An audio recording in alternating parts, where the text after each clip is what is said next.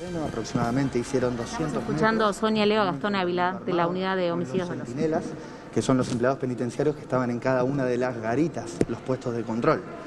Continuando hacia lo que fue la entrada al pabellón, al patio del pabellón número 14. A partir de ahí, uno de ellos, luego de cortar con la misma moladora 2 tejidos más, se apostaron debajo de la garita número 5. En ese momento había 15 internos en el patio de ese pabellón y comenzaron a tirar piedras contra el centinela y a cortar el alambre de egreso del patio.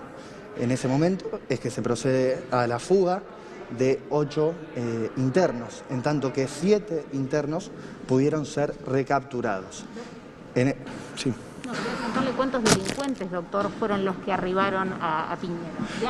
Lo que tenemos certeza que el grupo armado que irrumpió desde afuera son 3 personas. Respecto a las armas de fuego utilizadas, fueron relevados en la escena del hecho distintas vainas servidas de distintos calibres. Estamos hablando de al menos pistolas 9 milímetros, ametralladoras 9 milímetros, pistola 11-25 y pistola calibre 380, con lo cual al menos es... ¿Vieron relacionados con esta fuga alrededor del penal? Por ejemplo, accidentes, si había en un momento tiroteos el día anterior. En el día anterior, el día viernes, ha habido enfrentamientos armados, pero durante ese día sí se ha constatado que se produjeron accidentes viales producto de miguelitos que estaban en alguna de las intersecciones puntualmente en lo que es la A012 y la intersección con Ruta 14. ¿Cuántos autos llegaron, doctor, a Piñero? En principio habrían llegado en un auto en el cual se evadieron todas esas personas que yo dije recién. ¿Los 8 más el conductor arriba del mismo vehículo? Los 8 más el conductor, más de las 3 personas que bajaron, una resultó óbito, con lo cual había 2 más dentro de ese auto, presumiblemente. A partir de ahí, luego sí fueron realizando postas y quizás intervinieron otros vehículos. ¿Todo esto se organiza para que haya uno de los presos que pueda escapar? ¿Por uno de los presos se organiza todo? Tenemos distintas versiones, tenemos distintas hipótesis. Es una de las hipótesis que manejamos. Sin embargo, no descartamos en este momento ninguna de las otras variantes de la investigación, que como ustedes entenderán, estamos en los principios y se están manejando esas alternativas también. Mancilla, que debería haber estado presente hoy justamente en una audiencia en el Centro de Justicia Penal. Mancilla es una persona que ya comenzó un juicio en contra de él, hoy debía continuar ese juicio. Esa es una de las hipótesis que manejamos. ¿Qué tipo de planificación ha tenido este atraco que terminó con la evasión? ¿Habían visto alguna vez algo así en Santa Fe? No podría contestar eso, pero sí es un evento realmente importante y de gran envergadura lo que ha ocurrido, sobre todo por la logística y la organización previa, que estamos, como decía recién, trabajando en varias líneas investigativas, corroborando justamente de que esto fue algo previamente organizado, obviamente, y con gran poder de fuego. Ahora ha sido muy rápido la ejecución en el momento que han cortado el tejido. ¿De cuántos minutos estamos hablando los que se han producido las piedras? Son escasos minutos. Lamentablemente no contamos con registros de cámaras de videovigilancia. ¿Funcionaban las cámaras en ese momento? En realidad, en lo que es el perímetro exterior, no hay cámaras que puedan otorgarnos registros fílmicos de ello. Lo que sí hay en todo ese recorrido, que fue aproximadamente de 200 metros de este campo que separa el extramuros, digamos, de lo que es el interior de la cárcel, hay 4 cámaras, de las cuales 3 de ellas no funcionaban al momento de la evasión y sí, algunas aparentemente varios años. De seguridad se previó el traslado de Mancilla a Coronda por una cuestión de seguridad. ¿Esto es así? ¿No se le negó ese traslado? Eso es algo que no puedo responder yo, es algo que depende del servicio penitenciario. Doctor Ibarre, le pregunto porque recién Gálvez dijo en de 12 a 14 que hay una responsabilidad de la justicia por derivar a los presos a la cárcel de Piñero cuando no hay suficiente lugar. ¿Qué tiene que decir? En primer lugar hay que tener en claro cuáles son las responsabilidades dentro de los distintos órganos del Estado sobre lo que pasa cuando una persona es detenida, investigada y juzgada. La justicia se ocupa de, una vez cometido un hecho, de investigar de pedir las medidas cautelares, de pedir la prisión preventiva, de ser condenado, los jueces lo condenan, ordenan la prisión preventiva, y una vez que esa persona tiene que ingresar a una cárcel, a partir de ese momento la responsabilidad es absoluta del Poder Ejecutivo y del Servicio Penitenciario, a los cuales la ley le delega esa responsabilidad. ¿Cómo se organiza internamente cada una de las cárceles? ¿Con quiénes comparten pabellón y dónde se alojan? ¿Y qué tratamiento penitenciario le tiene que aplicar a cada una de esas personas? Es responsabilidad exclusiva del Servicio Penitenciario. Los jueces... ¿A qué lugar puntualmente va cada uno de los detenidos? Eso es el Servicio Penitenciario. Incluso, bueno, ellos clasifican, la clasificación es interna de cuando un preso es de alto perfil. Perdón que le interrumpa, ¿no? pero hoy justamente desde el Servicio Penitenciario fueron muy contundentes con esto, ¿no? Decían que Mansilla no podía estar allí, de hecho que habían pedido que se mantenga en Coronda. Lo que hay que tener en claro son otras cuestiones. ¿Cuándo es que interviene un juez? Es cuando hay el detenido, el penado tiene derecho a acceder a beneficios, que son los estímulos que le da la ley para poder tener una mejor conducta, para poder transcurrir su tratamiento penitenciario y después salir una mejor persona, vamos a decirlo en esos términos, a su egreso. Al momento de la decisión sobre si corresponde o no un determinado beneficio, con lo que hizo el Servicio Penitenciario se le pone a disposición el juez que decide si se le otorga o no se le otorga. Hay muchas veces de que puede haber situaciones abusivas por parte del Servicio Penitenciario en las decisiones que toma respecto de cada uno de los detenidos, donde las defensas hacen planteos que a su vez son decididos por los jueces. En este caso en particular yo no le puedo hablar de cuál fue la decisión o cuáles fueron los motivos que lo sustentaron. Eso hay que analizarlo en el caso concreto, pero en general, quién lo decide y quién organiza la política de cómo se tienen que alojar es el Servicio Penitenciario. Se cuestiona que los penales no están preparados para alojar a presos tan peligrosos como es el caso de Mansilla, por ejemplo. Pero es que eso ya es un problema que no es de la justicia. Nosotros no podríamos dejar de pedir condenas a personas y los jueces condenarlos porque el Servicio Penitenciario no tiene dónde alojarlo. Es una responsabilidad que tienen que asumir en los lugares que le corresponden, la construcción de las cárceles, el diseño de las cárceles y demás, es todo exclusivo del ¿Quién es el primer responsable de que no funcionen las cámaras de seguridad? Porque acá me imagino que cabe alguna responsabilidad, ¿no? Teniendo en cuenta que hoy el registro fílmico más importante que hay es de un preso, justamente. Nosotros hace rato que venimos reclamando al Servicio Penitenciario y a distintos órganos del Poder Ejecutivo y que hemos tenido muy buena receptividad de su parte sobre lo que nosotros venimos viendo como un severo problema, lo que ocurre en el Servicio Penitenciario. Nosotros hacemos todo el esfuerzo por esclarecer hechos, por condenar personas, meterlos presos y después vemos que desde dentro de las cárceles se siguen cometiendo delitos porque no hay internamente una contención de lo que debería ocurrir para que esas personas estén resguardadas dentro del Servicio Penitenciario. Eso lo venimos reclamando, hemos tenido muy buena receptividad por parte del Poder Ejecutivo, tanto de la Secretaría de Justicia, el Ministerio de Seguridad y desde la Secretaría de Asuntos Penitenciarios. Pero son cosas que hay que proyectarlas y hacerlos a largo plazo porque hay que hacer una modificación completa de lo que es la perspectiva sobre el servicio penitenciario. Esto es algo que se viene arrastrando desde hace muchísimos años. Nosotros vamos a iniciar, además de las investigaciones que se están llevando a cabo por la fuga y por el homicidio, y que cada uno de los fiscales que tenía a su disposición los detenidos para las recapturas, también estamos iniciando una investigación junto con otras que veníamos llevando a cabo para ver cuáles fueron las responsabilidades políticas sobre lo que ocurrió y si es que existió o no, poder esclarecer eso y brindarle a la sociedad esa explicación. La investigación ahora al respecto de los... sobre el personal carcelario, las personas que trabajan ahí.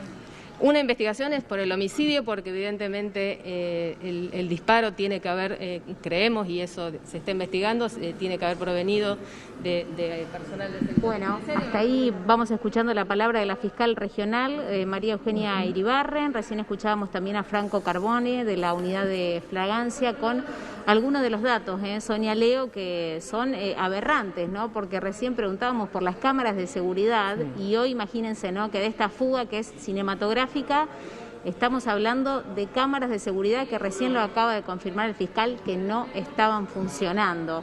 Así que bueno, son datos que se van desprendiendo con respecto a esta investigación y a esto que sucedió ayer que realmente alarma y mucho. Sí, y esta manipulación que existe con la responsabilidad de cada uno, ¿no? El servicio meteorológico, el servicio penitenciario le echa la culpa a la justicia y la justicia dice no es nuestra responsabilidad y hay 3 cámaras nada más, que cualquier maxi kiosco de Rosario tiene más cámaras de videovigilancia que el servicio penitenciario, ¿no?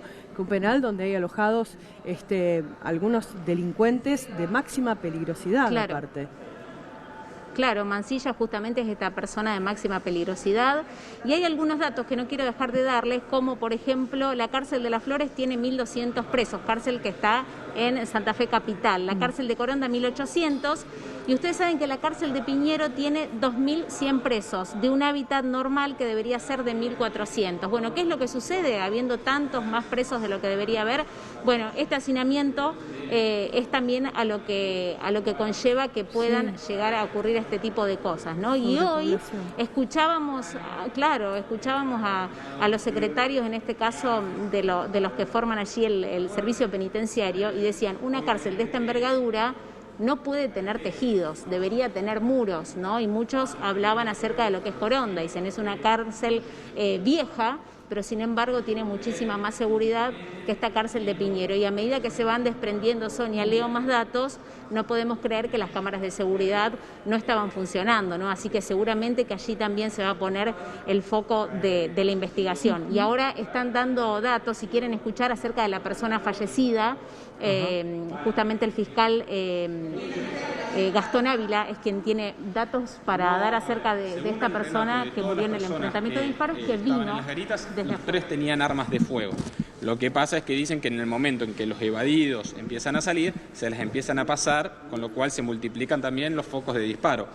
En particular, la persona que falleció consigo no tenía un arma de fuego, sí tenía un cargador con todas municiones calibre 9 milímetros. ¿Identidad, doctor? La persona sí está identificada.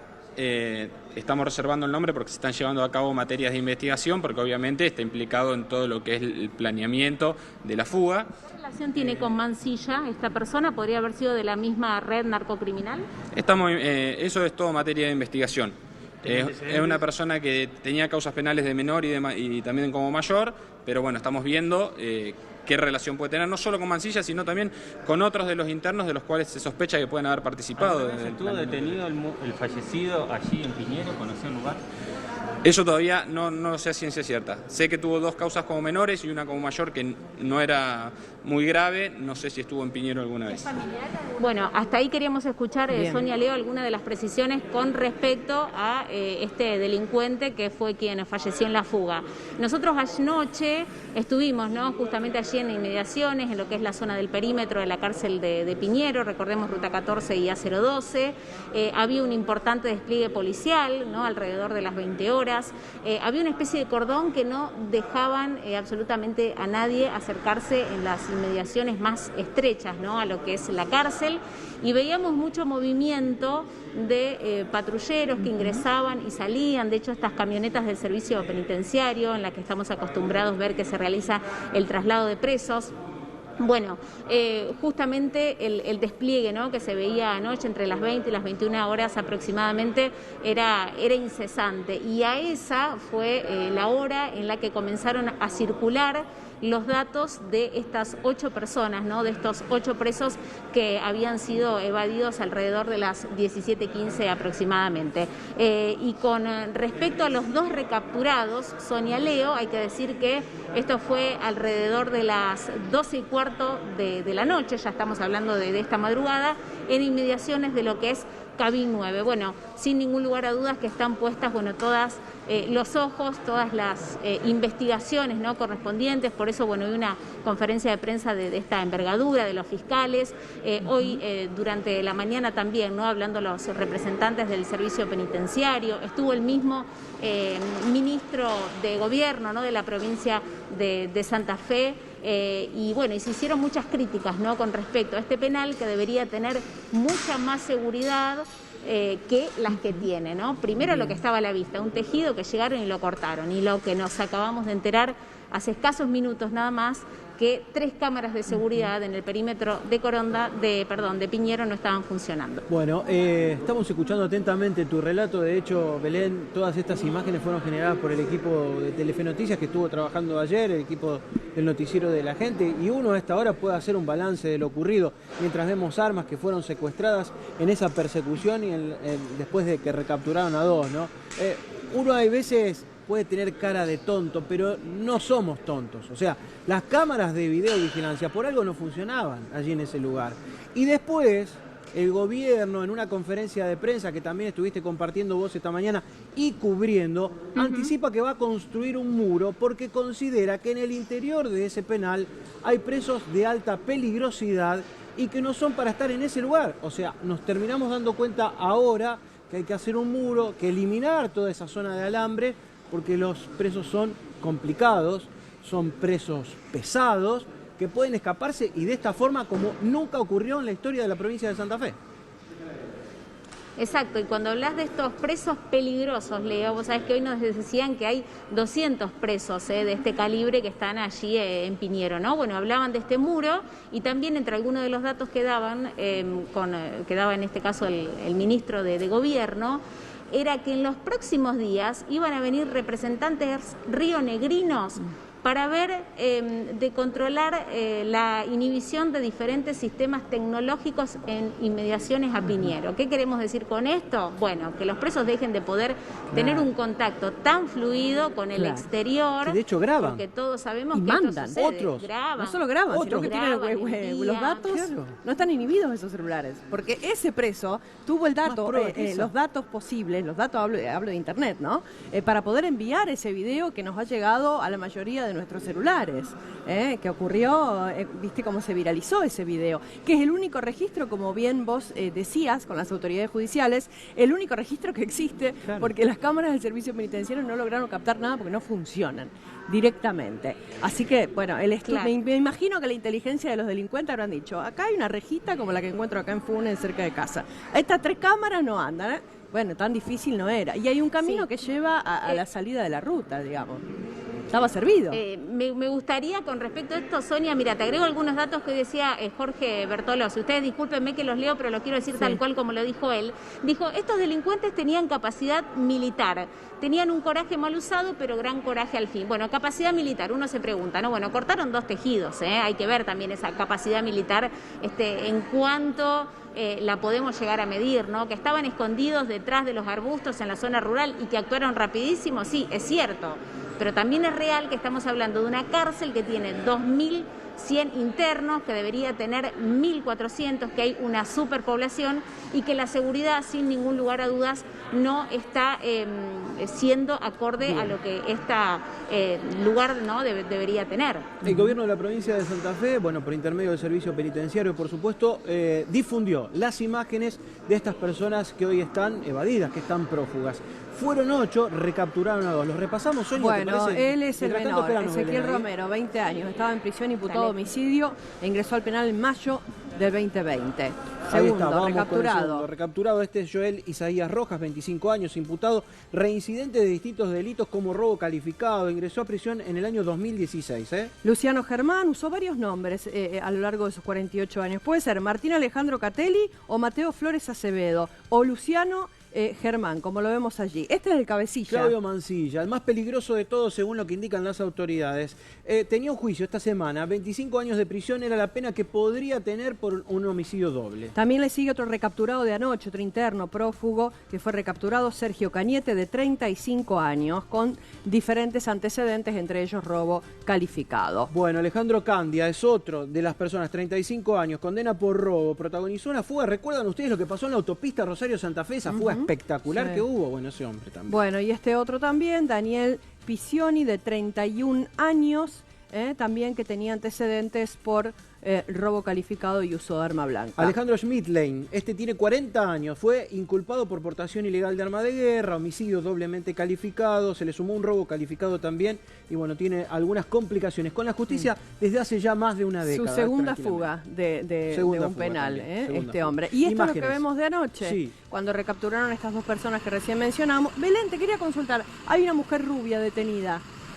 ¿Estaba dentro del automóvil Exactamente. que ayudó en la fuga? ¿Qué lugar ocupa esta mujer? Sí, vamos a recordar. Los dos recapturados son Sergio Rojas Cañete y Joel Rojas. Ellos dos iban en el baúl, Sonia Leo, de este vehículo que lo interceptaron en las inmediaciones de Cabin 9. Hay una persona, que es esa mujer rubia a la que vos estás señalando, que aparentemente iba de acompañante en el asiento de adelante, y justamente otro hombre que también era quien conducía. ¿En el baúl iban? Me quería quedar con este dato. Iban en el baúl, los dos detenidos iban en el baúl en un Honda Civic color azul. Me quería quedar con este dato que daba el fiscal. Claro, ustedes escucharon que se fueron los 10 delincuentes, se fueron a bordo de un solo vehículo. Sí, más porque los en que este estaban. caso son los 8 que salieron, son los 8 que salieron de la cárcel, 3 que venían, uno que murió abatido ahí en el lugar. O sea que se subieron 2 más a bordo del vehículo. Estamos hablando de 10 personas que se escaparon ahí en las inmediaciones de la cárcel, Belén, en un solo vehículo. En principio ese es el vehículo, exactamente, una Peugeot 3008, ese es el vehículo con el que salieron, que no hicieron muchos kilómetros, porque rápidamente comenzaron a cambiarse de ropa, de vehículos, y tiraron Miguelito sobre la ruta 14, generando algunos accidentes de tránsito, y sin dudas que esto era para evadir la presencia policial que los iba persiguiendo detrás. Sumamos algo más, ahora vamos a repasar otra de la fuga que hubo en Piñero, pero sumamos lo de los Miguelitos, Belén, que es digno de una película, porque estos delincuentes, después cuando encontraron el vehículo abandonado, tenían Miguelitos que hicieron volcar a un acoplado en la ruta 14, ¿o no? Exactamente, en la ruta 14, en inmediaciones con la 02, hicieron volcar el acoplado, y después hubo otros accidentes más leves, pero vehículos que pincharon la rueda, que tuvieron que parar al costado de la banquina, la policía que no los pudo seguir en una velocidad considerable, así que estaban perfectamente armados, ¿no? Y cuando hablamos de estos elementos, que yo la verdad que me sorprendía, los miraba en fotos, amoladoras inalámbricas, que no necesitas, por supuesto, conectarla absolutamente a nada, llegás y haces un boquete en 2 tejidos que son lo que dividen el penal de Piñero con lo que es ya las inmediaciones de la zona rural. Estaban perfectamente armados, con ametralladoras. Y un dato más que les quiero dar, que hoy se lo pedía fuera de cámara también, en este caso al subsecretario del sistema penitenciario. Él nos decía que se ubican los gatilleros, los que controlan en altura, en cada una de esas cabinas de altura, en inmediaciones de la cárcel. Estos espacios, los gariteros, estos espacios que son muy chiquititos, muy reducidos, y nos decía que algunos de los otros puntos que vieron que no están funcionando en cuanto a la seguridad o en cuanto a la maniobrabilidad, en el caso de que tengan que poder frenar una fuga, es que las ventanas son paños cerrados. Entonces, ¿qué tenían que hacer estas personas que estaban intentando evitar la fuga? Estaban tirados cuerpo a tierra, arriba de estas casillas, por lo tanto se les hacía más dificultosa la visión, y otro de los puntos entonces que nos decían que iban a revisar eran estas casillas, ¿no?, que están en alturas y que tengan alguna posibilidad de que sea más fácil quizás para poder disparar, y que tengan la posibilidad de abrirse estos paños fijos que hoy por hoy están totalmente cerrados. Bueno, ahí estamos, repasando. Cárcel de Piñeiro. Entonces, vamos a ver algunas imágenes que tenemos en nuestros archivos, de una fuga que también fue digna de una película, si se quiere, Sonia, que ocurrió hace un par de meses. 40 días, más o menos. El registro es del 18 de mayo aproximadamente. Fíjense estas mujeres, después de una visita, cómo se llevan estos carros, supuestamente con ropa sucia o con mercadería y demás, y ahí adentro estaban los delincuentes. ¿no? Ahí adentro estaban los delincuentes. Y con esa facilidad, en un día de visita, se van, o se hizo la vista gorda definitivamente, o realmente estaban muy distraídos o demasiado ocupados los agentes del servicio penitenciario para no percatarse de semejante huida, ¿no? Bueno, que eso después derivó en una investigación judicial al personal del servicio penitenciario, y también están afrontando distintas situaciones legales porque los han encontrado responsables a un grupo de agentes penitenciarios. Bueno, Belén, te despedimos por ahora. ¿Puede ser algún dato más de allí desde la Fiscalía? Cortito, con respecto a lo que ustedes decían recién, acá también destacaron que no habría habido connivencia policial con esta fuga, Lo destaco porque este caso se estaría diferenciando al que ustedes estaban relatando recién, que hay personas justamente ahí del servicio penitenciario que estaban acusadas. En este caso agradecieron y valoraron y ponderaron el ministro de la provincia de Santa Fe, el ministro de Gobierno, junto con la gente también del servicio penitenciario. Bueno, destacaron la labor de todos aquellos policías que estuvieron tratando de evitar esta fuga, que fueron 8, pero decían que podrían llegar a haber sido 70. Bien, gracias Belén, intensísimo el trabajo desde anoche de Belén durante toda la jornada también de ayer y de hoy. Gracias Belén, nos mantenemos en contacto. Hacemos un balance con Guille Sisman, que también está siguiendo este tema de temprano. Hola Guille. ¿Cómo estás? Buen mediodía. Sonia, Leo, ¿cómo les va? Buen mediodía para ustedes y para toda la audiencia. Escuchaba atentamente lo que contaba recién Belén, todo el informe, la palabra de los fiscales.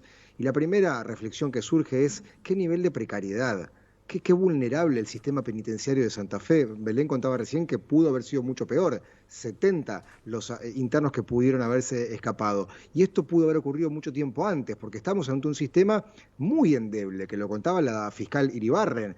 3 cámaras sobre 4 que no funcionaban, la falta de control. Sonia y Leo, ustedes aludían al tema de los celulares. Nos hemos cansado de contar cómo operan los celulares dentro del penal para cometer delitos, para ordenar balaceras y ahora también para hablar con el exterior y para pergeniar una maniobra de fuga de película, pero de película de humor negro, porque acá estamos hablando de un nivel de inferioridad de condiciones entre la delincuencia y entre el Estado que debe custodiar por la seguridad de todos los santafesinos, que es realmente de mucha desventaja.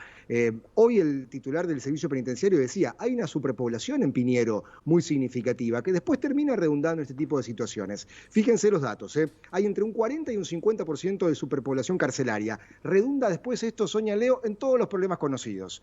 Hay motines, hay situaciones de violencia, de hacinamiento, problemas de salud, ahora con el tema del COVID, no podés garantizar el distanciamiento social, obviamente, y los presos salen peor de lo que entran, porque si la función que le marca la Constitución a las cárceles es tratar de que la gente, después de cometer un delito y purgar una pena, vuelva mejor, salen peor, salen resentidos, después de haber cometido más delitos y haber padecido en carne propia todos los problemas de lo que es el AMPA. Tenemos 2.100 agentes internos alojados en Piñero cuando la capacidad es de 1.400. Y me detengo acá. La cárcel de Piñero es la más reciente de las grandes de Santa Fe. Tiene apenas 15 años. La inauguró Jorge Obeid en 2006. Pasaron solamente 15 años, pero la cárcel luce muy vetusta, anacrónica, desmejorada, no tiene ningún tipo de seguridad. Ahora, nadie se puede hacer el desentendido de Santa Fe, porque lo inauguró Obeid, pero pasaron los gobiernos de Birner, de Bonfatti, de Lifshitz, ahora de Perotti, y ahora se vienen a acordar que hay que hacer obras para darle seguridad. Tenemos 200 reclusos de altísima peligrosidad, de bandas narcocriminales, que no solamente cometen delitos dentro de la cárcel, que siguen mandando a cometer balaceras, sino que son líderes de bandas, que después lo vemos en la calle, secuestrando, cometiendo delitos, matando a la gente de bien. ¿Qué es lo que viene? Han anunciado el muro perimetral. Es increíble que no lo tenga una cárcel de máxima peligrosidad, un sistema de monitoreo. Pongan cámaras, muchachos, que funcionen. No tiene sentido poner 25, 30 y que no funcionen. Y más restricciones a celulares. Insisto, nadie puede hacerse el desentendido. Hay que evitar la politización, porque todos los gobiernos en Santa Fe son responsables. La fuga fue de película, pero una película realmente de humor negro. Bien, Guille. Gracias, Guille. Nos mantenemos en contacto. Todos opinamos lo mismo, ¿no? Es un disparate lo que ocurrió porque accedieron de forma muy fácil al exterior, ¿no? Con todas las condiciones dadas para que esto ocurra realmente. Bueno, gracias, Guille. Nos mantenemos en contacto. Hasta luego.